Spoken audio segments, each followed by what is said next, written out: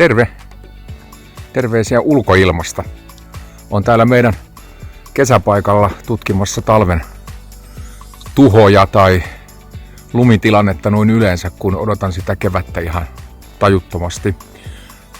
Käyn kurkistamassa alppiruusutarhaa ja ruusutarhaa ja sitten näytän teille yhden paikan, johon Henni aikoo istuttaa köynnösruusun, keltaisen. Katsotaan, onko talvi jo irrottamassa otettaan. Täällä kantohangen päällä yritän mennä. Nyt on välillä vähän jo niin suojaakin, että tää vähän pettää askelien alla, mutta ei se mitään.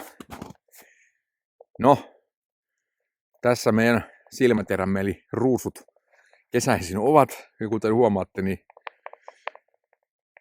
vähän joudutaan odottelemaan vielä lämpimämpiä säitä, että lumi katoaisi ja nähtäisi sitten sen jälkeen, miten ruusut on talvehtinut.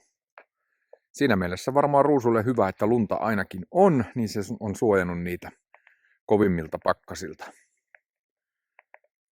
Joo, kyllä on vielä lunta ja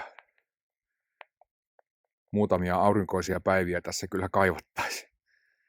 Hyvä.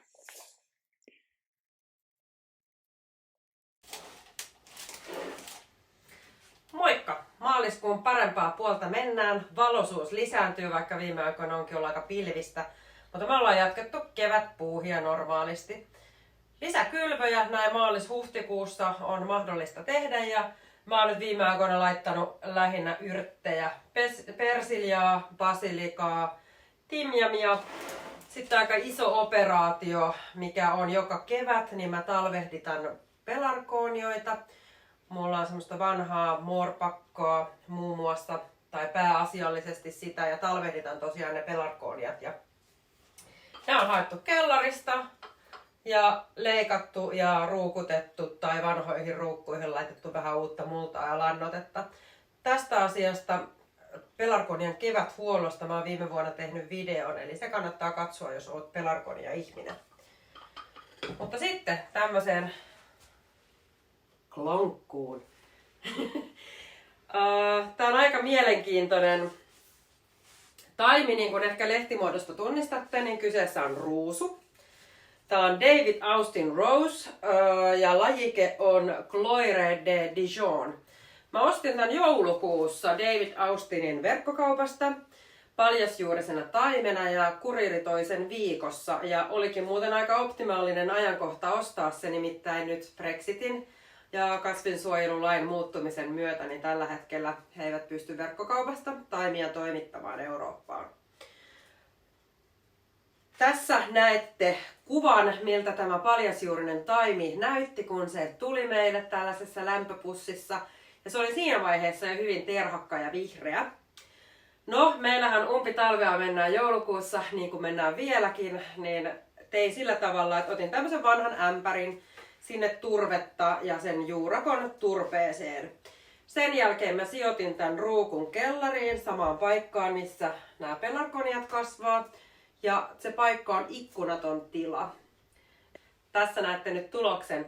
3 kuukautta kului hujahtamalla ja hain tämän taimen tuolta varastosta.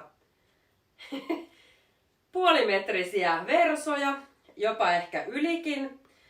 Hyvin hailakan värisiä, keltaisia, mikä johtuu tietysti siitä, että valoa ei ole ollut eikä annettu. Mutta mulle henkilökohtaisesti oli suuri yllätys, että tää on näin terhakka, näin elinvoimainen ja että pimeässäkin ilman kastelua tämä on saanut aikaan kaiken tämän kasvun. Ihan hurjaa. Vettä mä en ole sille 3 kuukauteen antanut, että silloin kun juurakon siirsin kellariin, niin laitoin vähän tähän multaa vettä. No, tässä tää on nyt ollut 2-3 päivää ihan valosan ikkunan ääressä.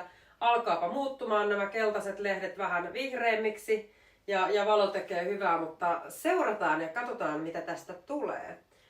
Tämän lajikkeen osalta voisin sanoa, että kyseessä on siis Gloire de Dijon. Tää on keltainen köynnösruusu. Ja mä oon keltaista köynnösruusua etsinyt pitkään. Ja hirvittävän haun ja googlettamisen ja muun tuntien töiden jälkeen niin löysin sellaisen faktan, tai oikeastaan tämän lajikkeen, että tätä Cloyd de Dijon lajiketta on ollut nimenomaan Hämeessä vanhoissa kartanoissa aikanaan. Eli en tiedä tästä kannasta, mutta ainakin jonkunnäköinen kanta on Suomessa tätä kyseistä ruusua ollut ja ehkä olemassakin, mutta kotimaisilta taimistoilta en tätä lajiketta löytänyt. Tämähän on englantilainen vartettu jaloruusu, eli herkkä kaunetar, joka vaatii sitten kunnon huolenpidon, kun tämä istutetaan. Ja se täytyy tehdä huolella ja riittävän syvää, mutta tällä hetkellä ulkona on vielä hankea 10 senttejä, joten ei siitä tarvitse murehtia tai miettiä sitä asiaa sen suuremmin vielä. Paitsi voitaisiin käydä kurkkaamassa, minkälainen paikka me ollaan tälle ajateltu. Joku muukin on tänne loikkinut tutkimaan uuden ruusun istutuspaikkaa. Jänö Jussi on mennyt, mutta katsotaan. Ei se Pupu Jussi täällä kyllä enää ole. Mutta täältä meiltä löytyy tällainen tosi komea vanha ladon pääty. Ja köynnösruusu tullaan istuttamaan tohon maahan. Sille tehdään sinne sitten oikein kunnon peti ja mahdollisimman hyvät oltavat, jotta se sitten vallottaisi tämän koko seinän aikanaan. Ja tää seinähän on kyllä siis niin iso. Mä yritän täällä perutella samalla, niin näkis ja sille ruusulle kyllä tulee tosi komea paikka tuohon noin. Mutta se, että se olisi noin seinän peittävä, niin siinä hetki aikaa kyllä vierähtää. Mutta paikka on ainakin hyvä. Toivotaan, että köynnösruusu siinä viihtyy. Täällä sitä ollaan ihmettelemässä.